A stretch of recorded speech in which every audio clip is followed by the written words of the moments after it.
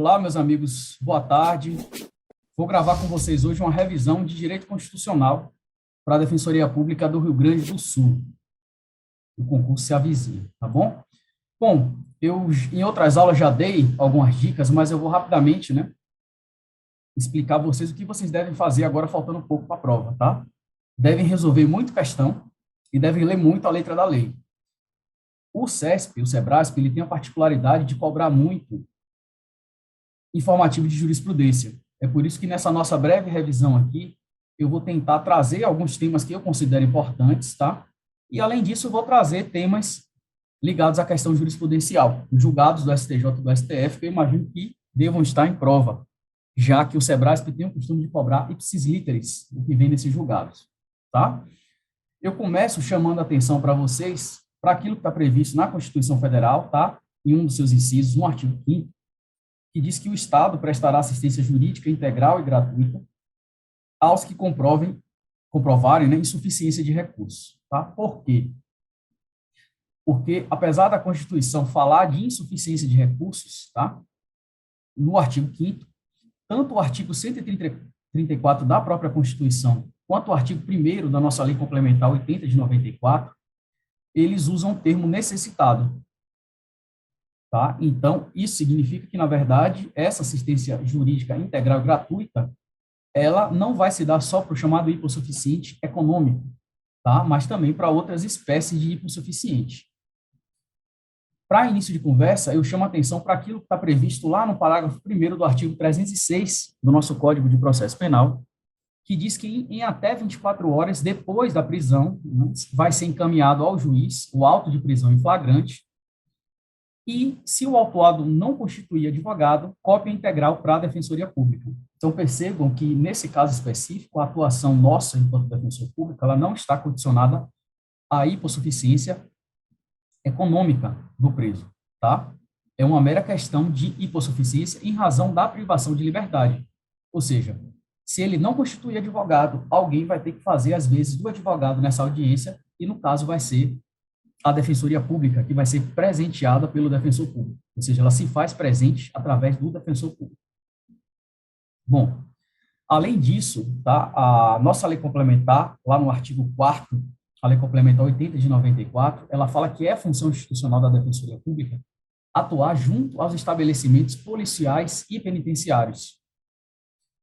O que é outra hipótese de atuação que não está necessariamente ligada à hipossuficiência econômica. Tá bom? Ou seja, toda pessoa que está privada de liberdade em estabelecimento policial ou prisional, ela é considerada hipossuficiente através da própria lei. Bom, além disso, tá, existe a atuação da Defensoria Pública na área criminal, quando o réu ele não constitui advogado particular. Tá? Eu já não estou falando mais aqui da questão da audiência de custódia, estou falando especificamente do processo penal, em que, se ele não constituir advogado para apresentar a resposta à acusação, por exemplo, nós, a Defensoria Pública, é nomeada para atuar em favor dessa pessoa, e aqui também não se discute a hipossuficiência econômica. É claro que, nesses casos, a discussão se eventualmente poderia depois cobrar honorários dessa pessoa, se ela não for pobre, mas o que eu quero chamar a atenção de vocês é que, não só em caso de hipossuficiência econômica, o defensor público está autorizado atuar, tá bom? O artigo 5º da Constituição, o inciso específico que trata disso, ele traz uma margem muito restrita. E como o 134 ele foi reformulado, e a Lei Complementar 80 de 94 é mais atual, ela trouxe o conceito mais amplo de hipossuficiência, tá bom? Além disso, eu chamo a atenção de vocês para o artigo 141 do Estatuto da Criança e do Adolescente, que diz que é garantido o acesso de toda criança ou adolescente à Defensoria Pública, tá? Que também não traz nenhuma restrição em relação à questão econômica. Então, eu chamo a atenção para vocês também do artigo 21 da Constituição Federal, que diz que compete à União, e lá no seu inciso 13, se diz que organizar e manter a Defensoria Pública dos territórios. Tá? Veja que não se fala na Defensoria Pública da União e também não se fala na Defensoria Pública dos estados, mas só dos territórios. Isso sempre é objeto de pegadinha em prova objetiva, tá bom? E, um pouco mais à frente, lá no artigo 24, se diz que compete, aqui sim, à União, aos estados, ao DF, legislar sobre assistência jurídica e defensoria pública, tá? Justamente porque a defensoria pública tem no âmbito da União, no âmbito federal e no âmbito dos estados. Bom, o que eu considero mais importante, tá, que está previsto na Constituição, é a seção que trata da defensoria pública, até porque vários de seus artigos foram remodelados pela Emenda Constitucional 80 de 2014, que, se não a mais importante, é uma das mais importantes para a gente quanto defensoria pública, tá bom? Lá no artigo 134, se diz que a nossa instituição é permanente, ela é essencial à função jurisdicional do Estado e incube à Defensoria Pública a promoção dos direitos humanos e a defesa em todos os graus, tanto judicial quanto extrajudicial, dos direitos individuais e coletivos, de forma integral e gratuita aos necessitados. E aí faz remissão ao artigo 5º da Constituição. Então, mais uma vez, eu chamo a atenção de vocês que aqui no 134 se fala de necessitados e não hipossuficiente econômico, apesar de fazer remissão ao artigo 5º da Constituição. Tá bom? É importante ter esse artigo decorado, porque ele sempre é objeto de prova.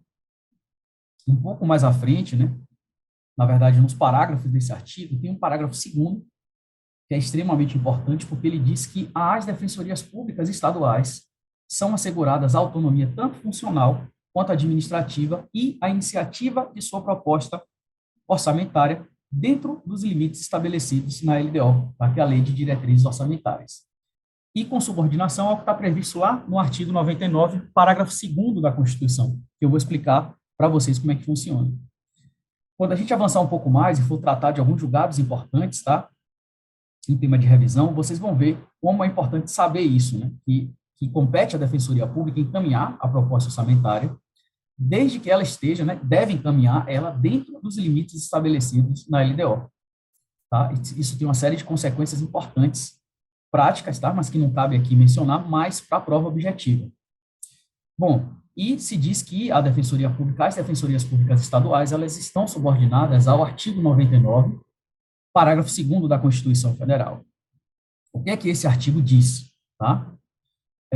Que, no âmbito do Poder Judiciário, tá, é o próprio Poder Judiciário que encaminha a proposta orçamentária dele através dos seus presidentes, tá? No âmbito da União, por exemplo, através do presidente do STF. Isso significa dizer que compete ao defensor público geral, no âmbito das defensorias, encaminhar essa proposta orçamentária da Defensoria Pública todo ano para a Assembleia Legislativa, tá? Através do Poder Executivo. O Poder Executivo recebe e vai encaminhar ela para a Assembleia.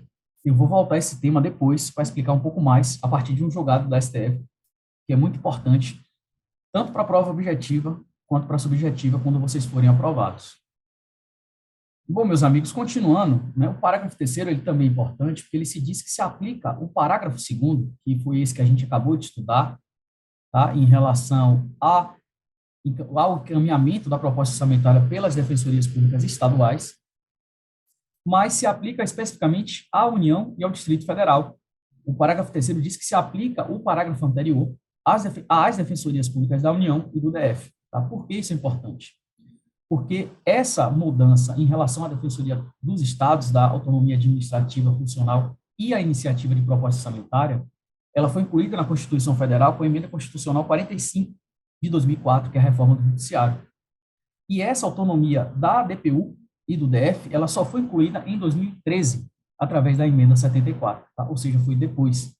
Eu falo isso porque, se eventualmente a prova disser que foi feito de forma concomitante, tanto para a Defensoria da União, quanto dos estados, a afirmativa está incorreta, ok?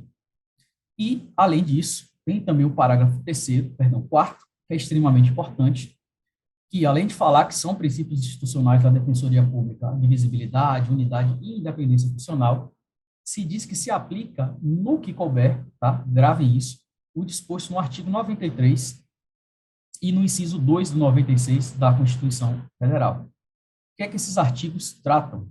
Tá? De forma resumida, das garantias, da forma de ingresso, etc., das pessoas nos concursos para juiz, ok? Então, se diz que se aplica no que couber. E aí, se aplica, por exemplo, a questão da promoção de entrância para entrância por antiguidade e merecimento, tá? A questão do acesso aos tribunais de segundo grau também, que se aplica, né? Claro, de forma analógica, e a defensoria não, a promoção não se dá dessa forma, tá? E, especificamente, em relação ao artigo 96, inciso 2, é aquilo que eu já falei para vocês, que compete aos tribunais propor ao legislativo, tá, as respectivas mudanças que dizem respeito à estrutura e composição do Poder Judiciário. Bom, além disso, ainda tratando de artigos específicos, né, dentro do âmbito constitucional, que eu entendo importantes, que imagino que devam estar em prova, eu chamo a atenção de vocês para o artigo 98 do ADCT, que é extremamente importante, tá? Por quê? Eu já vou explicar.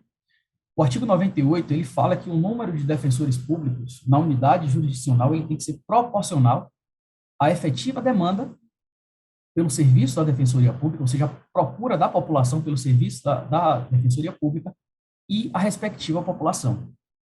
E lá no parágrafo 1º se diz que, no prazo de 8 anos, tá? Eu lembro a vocês que aqui é um dos artigos, esse é um dos artigos da Emenda Constitucional 80 de 2014, tanto a União quanto os Estados e o DF devem contar com defensores públicos em todas as unidades jurisdicionadas, ou seja, onde houver jurisdição, onde houver juiz atuando, teria que ter pelo menos um defensor público. Isso é extremamente importante, porque foi um avanço no âmbito da Defensoria Pública, e, além disso, no ano que vem, acaba esse prazo. Ou seja, a União e os Estados teriam até 31 de dezembro do ano que vem para cumprir com isso e instalar defensores públicos em todas as unidades jurisdicionadas, e nós sabemos que, muito provavelmente, né, para não dizer com absoluta certeza, isso não vai acontecer até o ano que vem, tá?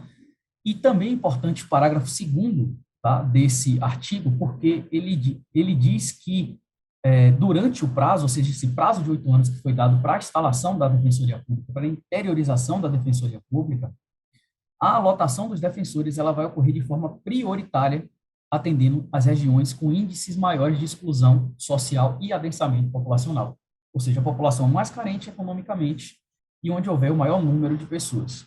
Tá? No âmbito específico da ADPU, se criaram os critérios para a interiorização da ADPU, tá? E nos estados se dá dessa forma também.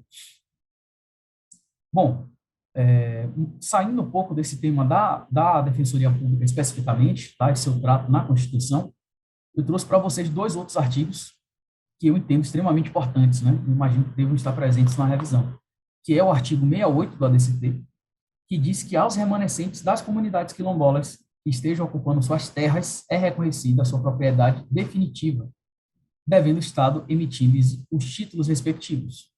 Tá? E chama a atenção como é diferente o tratamento constitucional dado aos quilombolas e aos indígenas, porque lá no artigo 231 da Constituição Federal, não mais do ADCT, se diz que as terras tradicionalmente ocupadas pelos índios, elas são de propriedade da União.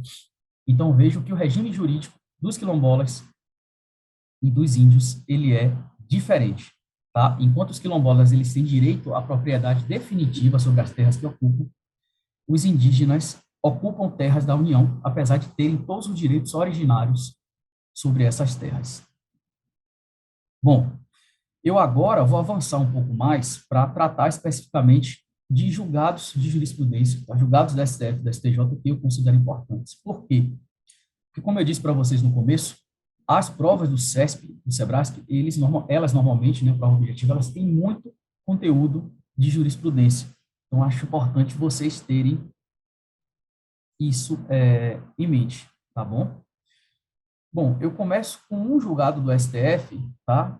Que entendeu constitucional uma lei lá do Espírito Santo, que versava sobre a responsabilidade do ente político estadual, né, portanto, por danos físicos e psicológicos causados a pessoas detidas por motivos políticos. Tá? Esse julgado é importante, porque poderia causar certa confusão com a atribuição da União, mas o STF entendeu que não, que esses presos políticos que tiverem danos causados, tá, o Estado pode tutelar eles, tá? Podem responsabilizar o ente público por esses danos causados. Além disso, meus amigos, o STF, agora em 2021, tá, no plenário, decidiu que o menor sob guarda é dependente para fins previdenciários. Eu sei que direito previdenciário não está previsto no edital, tá? Mas é um julgado de direito constitucional que tem a ver com a questão da criança e do adolescente. Então, é extremamente importante, tá? Porque a interpretação da lei, tá, do artigo específico da lei 8.213, que trata sobre isso, ele deve contemplar os menores sob guardas como dependentes para fins previdenciários, tá? Desde que comprovada a dependência econômica. Foi essa ressalva que o STF fez, e também é extremamente importante. Bom, além disso, tá, o STJ, em 2020, entendeu que os veículos de imprensa, eles têm direito líquido e certo de obter dados públicos sobre óbitos relacionados a ocorrências policiais. Todos esses temas, meus amigos, que eu selecionei, eu oriento vocês a que leiam, tá? Sempre a revisão do Dizer o Direito. Eu fazia isso, dava muito certo, principalmente em provas do CESP, ok? Eu tentei selecionar julgados que eu acho que tem uma maior probabilidade de cair, mas é óbvio que, assim, num intervalo de mais ou menos 1 hora, a gente não tem como revisar tudo. Mas eu recomendo a vocês que leiam a revisão do Dizer o Direito, eu imagino que deva ser lançada ainda, se não já foi, tratando especificamente do concurso da Defensoria Pública do Rio Grande do Sul, ok? Outro julgado importante é o que diz que o juiz pode condenar o autor da ofensa a divulgar a sentença condenatória nos mesmos veículos, tá, de imprensa em que foi cometida a ofensa à honra, tá? O STF, no julgado, ele entendeu que o direito à retratação e ao esclarecimento da verdade possui previsão tanto na Constituição Federal quanto na legislação civil, tá? E que o princípio da reparação integral, está previsto lá no Código Civil, ele possibilita o pagamento de indenização em pecúnia e in natura, a fim de dar efetividade ao Instituto da Responsabilidade Civil, tá? E assim, portanto, é possível que o juiz condene o autor da ofensa a divulgar essa sentença, por exemplo, na televisão, tá bom? Bom, eu avanço para um julgado do STF, lá em meados de 2019, tá, que foi extremamente polêmico, mas que é extremamente importante no âmbito da defensoria, tá? Qual é? O STF entendeu que até que sobrevenha a lei, tá, editada pelo Congresso Nacional, destinada a implementar os mandados de criminalização que estão previstos em alguns incisos do artigo 5º da Constituição, tá? E aqui eu faço uma pequena pausa. O que são mandados de criminalização? São ordens, tá, dadas pelo legislador constituinte para que o Congresso Nacional criminalize determinadas condutas, tá? Esses mandados de criminalização, às vezes, são claros, eles são explícitos e, às vezes, eles são implícitos, tá? Ou seja, decorre de uma interpretação correta da Constituição. Esse mandado de criminalização em específico, tá? Ele trata da questão das condutas homofóbicas e transfóbicas, tá? Que o STF falou que podem ser tanto reais quanto supostas e que envolvam a aversão odiosa à orientação sexual ou à identidade de gênero de alguém, porque se traduziriam expressões de racismo, tá? E o racismo aqui compreendido em sua dimensão social. Então, nesse caso, essas condutas, elas se ajustam, tá, aos preceitos primários de criminalização, ou seja, dos crimes que estão previstos na lei que trata dos crimes de racismo, que é a Lei 7716, tá? E constitui também hipótese de homicídio doloso, tá bom? Circunstância que qualificaria o crime por motivo torpe, de acordo com o que está previsto lá no artigo 121, em um dos seus parágrafos da Constituição. O STF disse também que a repressão penal à prática da homotransfobia, ela não alcança nem restringe ou limita o exercício da liberdade religiosa, qualquer que seja a denominação confessional professada, tá? Enfim, muçulmano, candomblessista, etc., tá? É assegurado a essas pessoas o direito de pregar, de professar suas religiões livres, tá?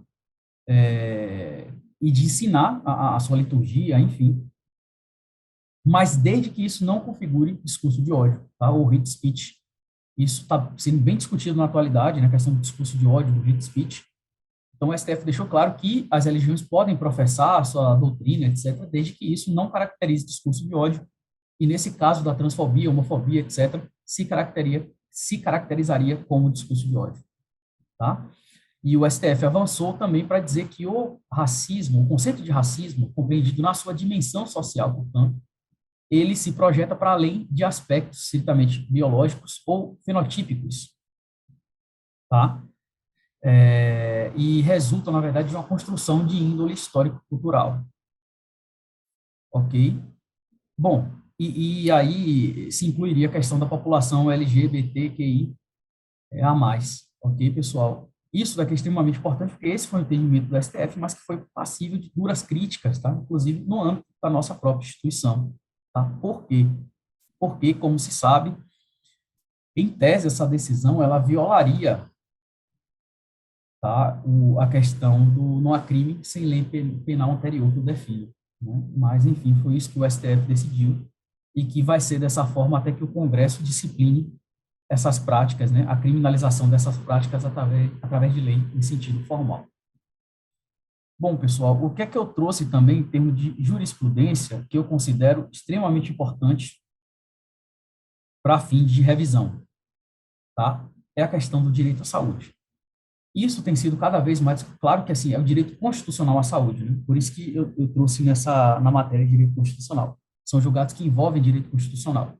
Isso tem sido cada vez mais discutido, tá, no âmbito da Defensoria Pública, porque a gente diuturnamente ajuiza ações em face do poder público para que forneça medicamentos para a população. E tanto o STF quanto o STJ, eles têm editado cada vez mais, têm, na verdade, julgado cada vez mais essa temática e têm editados informativos de jurisprudência que tratam do tema, tá bom? O primeiro tópico que eu vou tratar é a questão dos requisitos para a concessão judicial de medicamentos não previstos pelo SUS. Como é que funciona isso, na verdade? Tá? O cidadão, ele procura o SUS para buscar atendimento. Ele quer realizar um exame, ele quer fazer uma consulta médica, enfim, ele precisa de uma medicação, ele procura o SUS. O SUS, pela sistemática da Constituição Federal, ele é universal e gratuito para todos os brasileiros. Então, a pessoa tem direito àquilo que o SUS oferece. Em muitos casos, porém, o município, o Estado, a União se recusam a fornecer o medicamento, o tratamento, enfim. E aí o cidadão procura a Defensoria Pública para poder judicializar o processo e conseguir o medicamento, conseguir o tratamento, etc. Tá? Em 99% desses casos, 90%, casos que chegam para a gente quanto defensores públicos, a gente consegue decisão judicial favorável, desde que, claro, né, estejam previstos, cumpridos, na verdade, perdão, esses requisitos que foram estabelecidos pelo STF, tá? Então, desculpa, pelo STJ, especificamente, tá? O que é que o STJ entendeu? Tá? Ele entendeu que deve-se preencher alguns requisitos de forma cumulativa para você ter direito a judicializar a questão da saúde e receber o tratamento, medicamento, etc. Tá bom? Qual o primeiro requisito? É a comprovação, por meio de laudo médico fundamentado e circunstanciado, expedido por médico que atende o paciente, da imprescindibilidade ou necessidade do medicamento, assim como da ineficácia para o tratamento da moléstia dos fármacos fornecidos pelo SUS, tá? Então, o que é que eu estou tratando aqui, para deixar claro? Eu estou tratando de concessão judicial de medicamentos que não estão previstos nos protocolos do SUS. Os que estão previstos, tá, isso já era indiscutível. A pessoa chegou lá na rede municipal, estadual de saúde, pediu o medicamento, não tem, ela judicializa e ganha. O STJ avançou um pouco mais, tá, para tratar de medicamentos que eles não estão previstos no âmbito do SUS. E o que é que acontece? O primeiro requisito, portanto, é que o médico, através de um laudo circunstanciado, detalhado, de preferência que contenha CID, que seja atualizado, tá? Ele explique por que aquele medicamento é necessário e por que o medicamento que é fornecido pelo SUS, ele não atende à necessidade do paciente, tá? Por exemplo, vou dar um exemplo aqui genérico de um medicamento para tratamento de câncer, a temozolomida, tá? É um medicamento que ele não está previsto na lista do SUS, é um medicamento caríssimo, o tratamento custa mais ou menos 4, 5 mil reais por mês, só que ele tem uma eficácia, ele normalmente prolonga a vida do paciente que está com câncer no cérebro, tá?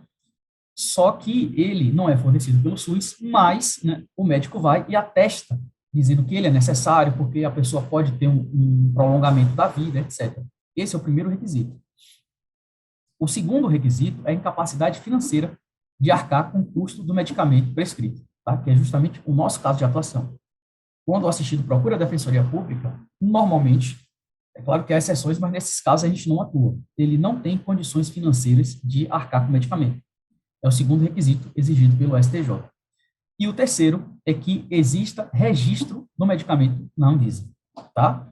Então, o terceiro requisito é a existência de registro do medicamento na Anvisa, tá? Vocês vão ver que o STF abre uma janela, na verdade, para tratar especificamente da questão do registro na Anvisa, e a gente vai tratar disso daqui a pouco. Porque esse entendimento do STF ele foi fixado em sede de recurso, do STJ, perdão, em sede de recurso repetitivo lá no ano de 2018, tá bom? Bom, então é isso, pessoal. Reformulando, são 3 requisitos, tá? Comprovação através de laudo circunstanciado, contém a CID, etc., etc., da necessidade do medicamento e o porquê do medicamento do SUS não servir para o paciente. Por exemplo, esse medicamento que o SUS fornece, ele não está mais atendendo ao paciente. A gente precisa mudar o medicamento. Ok. Segundo requisito, incapacidade financeira da parte que pleiteia o medicamento. Terceiro requisito, que ele seja registrado na Anvisa, ou seja, ele não é fornecido pelo SUS, mas ele é registrado pela Anvisa. Tá bom? Bom, vamos avançar um pouco mais em relação a essa temática, tá? Que é extremamente importante e atual, porque a judicialização do direito à saúde ela tem sido cada vez mais discutida, tá bom? Inclusive, foi tema de prova da minha prova oral da DPU em 2018. Bom, o direito à saúde, tá? E o medicamento sem registro na Anvisa. Como é que funcionaria? Primeiro, o Estado, ele não pode ser obrigado a fornecer medicamentos experimentais, tá? A ausência de registro na Anvisa, como regra geral, como eu expliquei para vocês agora há pouco, ele impede o fornecimento do medicamento por decisão judicial. Ou seja, a parte está pedindo medicamento experimental ou está pedindo medicamento que ele não está registrado na Anvisa. O juiz deve negar a decisão, tá? Negar o medicamento porque a pessoa não tem direito. Porém, o STF entendeu que é possível, de forma excepcional, a concessão judicial de medicamentos sem registro sanitário, ou seja, na Anvisa, tá? Em caso de mora irrazoável da Anvisa em apreciar o pedido. Tá? Ou seja, a Anvisa tem um prazo fixado em lei para apreciar o registro do medicamento, ela não apreciou, né, esse registro. Então, nesse caso, né, desde que preenchidos 3 requisitos, a parte pode ter acesso ao medicamento através de decisão judicial. Tá? Quais são os requisitos?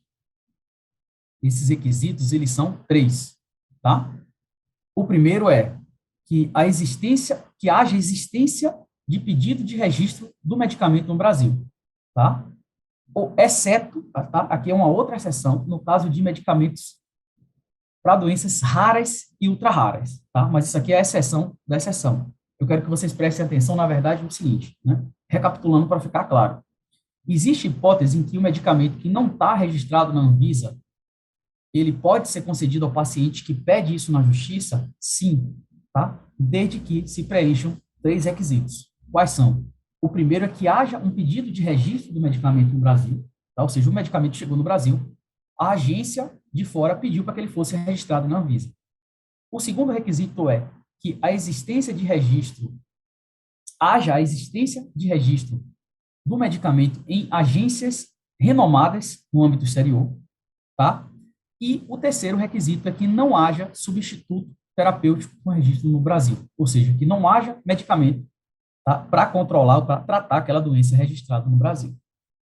Beleza? Então, nesses casos, tá, desde que haja mora da Anvisa, etc., etc., a pessoa pode conseguir o medicamento, mesmo ele não estando ainda registrado. Tá bom, meus amigos? Bom, além disso, tá, aí um julgado mais recente ainda, tá, extremamente importante, de junho de 2021, tá, agora desse ano, que diz, na verdade, nesse julgado específico, ficou claro que o Estado ele pode ser obrigado a fornecer medicamento não registrado na Anvisa, se a sua importação estiver autorizada e ele se mostrar imprescindível ao tratamento e houver incapacidade financeira do paciente, tá? Que é extremamente importante, mais uma vez, porque trata da questão da incapacidade financeira para ter acesso ao medicamento, tá bom? Então, o que é que o STF decidiu? Que, constatada a incapacidade financeira do paciente, o Estado deve fornecer medicamento que, apesar de não possuir registro sanitário, tem a importação autorizada pela Anvisa. Ou seja, a Anvisa autoriza que ele seja importado para o Brasil, mas ela não fez o registro do medicamento ainda. Para isso, devem ser comprovadas, tá, a imprescindibilidade do tratamento e a impossibilidade de substituição por outro similar, constantes das listas oficiais de dispensação do SUS, tá, pessoal? Esse requisito, eu chamo a atenção de vocês, porque ele vai sempre estar presente, tá? O medicamento, para ele ser concedido não estando na lista do SUS, tem que haver um ateste do médico, tá, explicando o porquê do tratamento fornecido pelo SUS não ser eficaz para o paciente em espécie, tá? E aí o STF acabou fixando uma tese, tá? E eu vou ler para vocês aqui da forma que o STF fixou, para ficar bem claro. Ela diz o seguinte: cabe ao Estado, tá, com E maiúsculo, ou seja, União, Estado, município, tá, fornecer, em termos excepcionais, medicamento que, embora não possua registro na Anvisa, tenha sua importação autorizada pela agência, desde que comprovada a incapacidade econômica do paciente, a imprescindibilidade clínica do tratamento e a impossibilidade de substituição por outro similar constantes das listas oficiais de dispensação de medicamentos e os protocolos de intervenção terapêutica do SUS. Decidido pelo plenário do STF em repercussão geral, tá? Em 18/6/2021. E, por fim, para a gente concluir aqui essa nossa breve revisão, essa nossa primeira parte, tá? Eu trago para vocês a questão da responsabilidade solidária no âmbito da saúde, tá? Os entes da federação, em decorrência da competência comum, tá? Eles são solidariamente responsáveis nas demandas de saúde. E, diante dos critérios constitucionais de descentralização e hierarquização, compete ao juiz direcionar o cumprimento da decisão em matéria de saúde, conforme as regras de repartição de competências e determinar o ressarcimento a quem suportou o ônus financeiro, ok? Significa dizer que a responsabilidade ela é solidária, ou seja, tanto a União, quanto os estados, quanto os municípios têm responsabilidade na prestação da saúde ao cidadão. Porém, o juiz ele vai direcionar o cumprimento da obrigação. Como é feito normalmente? Os medicamentos de alto custo, eles são de responsabilidade da União. Então, o juiz normalmente dá uma decisão obrigando os entes a fornecer o medicamento, às vezes bloqueando bens do Estado, mas dizendo assim, a União vai ressarcir o Estado em relação ao custo com essa medicação. Tá? E aí a União se resolve com o Estado, transfere o valor para o Estado e, a partir daí, resolve o problema. Tá bom, meus amigos? Aqui a gente vai encerrar esse primeiro bloco.